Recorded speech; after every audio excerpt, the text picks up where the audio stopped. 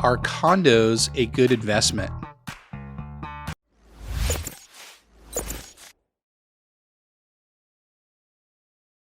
All right, let's take a look at condos today. A condo is short for a condominium. And what your intentions are kind of matter as to whether or not this is a good purchase for you down the road when you're going to buy a house or a condo in this instance. So if you were going to buy a condo as a primary residence, it's typically lower cost than single family homes are, but that comes with what's called an HOA or a homeowners association fee every month that you'll have to pay. And that can add to your housing costs every month. So just because you're buying a little bit less expensive property doesn't mean that it's going to be a lower monthly payment compared to a single family home because of the difference between paying an HOA fee and no HOA fee.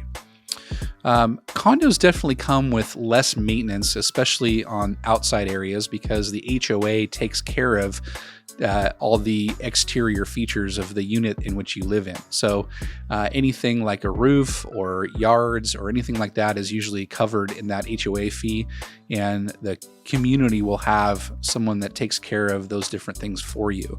However, most of the time you're responsible for everything that's inside the unit. So if you want to paint your walls, you need to make sure that you can do that, because you're still responsible for anything that happens in there. You can upgrade your appliances, things of that nature. But no matter what you do, you always want to make sure you check with the HOA just in case they have a rule or a regulation against doing something like that.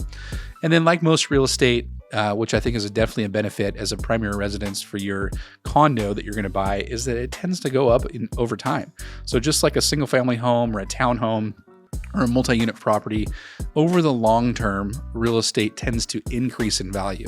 I'm not saying that it's always going to do that. It may temporarily go down, but over the long term, real estate tends to go up in value. Okay, so that's if you're buying a condo for your primary residence. If you decide to buy a condo for an investment property, there are a couple of different ideas and questions you may want to think about. So the first one is, what's the location of the condo? Because if you're going to buy it for an investment, you're going to buy it to generate income. So you got to think about, are you buying it for short-term income or are you going to buy it for long-term income? Most people that I would say are buying condos right now in destination vacation areas where they're going to rent it out in the short term because there's probably more money that's available for that. But that doesn't mean that buying a condo in a different area that's not a destination is still a bad idea. It just means that you're probably going to have to rent it out for the long term. So location is the thing that matters most. You've heard location, location, location. It's true whether you're buying a condo, a single family home, whatever it might be, especially if you're buying a condo for investment purposes. With a condo, you're going to need a minimum of 15% down, and that's going to give you not very good pricing. You're probably going to want to put at least 25% down to get the most optimal pricing that's available when you're buying a condo. And remember that condos, because they have homeowners associations, are actually prone to litigation. So that means that if you have somebody that's walking along a sidewalk and they trip on the sidewalk and they fall and they break their leg and they decide to sue the HOA, that means that the HOA becomes non-warrantable. That means non-lendable in a lot of instances. So a lot of people will not lend on the condo if it is in litigation. There are other types of litigation, say that there's a beam in each of the units that is incorrectly built and it doesn't bear the amount of load. That's called a structural liability. And what's going to happen is that the whole HOA is going to get sued, and that thing could be tied up in litigation for years in order to get the builder of the condo unit to fix that. So again, that would be something that would be non-warrantable and really hard to lend on. So condos, for the most part, the more you put down, the better it's going to be. But you need to have probably a minimum of 15% down if you're going to buy a condo for investment purposes. And, in reality, probably more like 25% down to be able to purchase it the right way. You always want to make sure that when you're buying a condo for investment purposes that you run the numbers, because condos come with HOA fees, and some of them, especially in the newer units, could be really expensive. several $100s a month in HOA fees. So on top of your mortgage payment, the principal and interest that you'll pay, you have taxes, insurance, sometimes mortgage insurance if you're putting less than 20% down.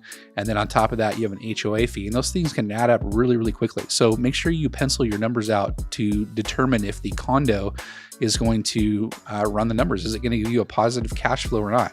If it doesn't give you a positive cash flow, it's probably a property you want to pass on and move on to the next one or the next opportunity that you have.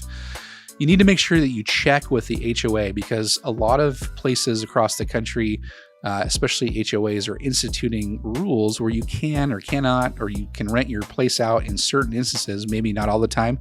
And some of them are even like banning renting your residences out permanently. So definitely check into the HOA before you purchase the property, especially if you're going to use it for investment purposes, because the last thing you want to do is get stuck with a liability for 30 years that you can't rent out and generate income on. So definitely check with the HOA first. And then again, even if you're buying a condo for investment purposes, the value of the property is most likely going to go up over time. So it's still an okay investment in the sense of appreciation, where you can gain equity in the long term.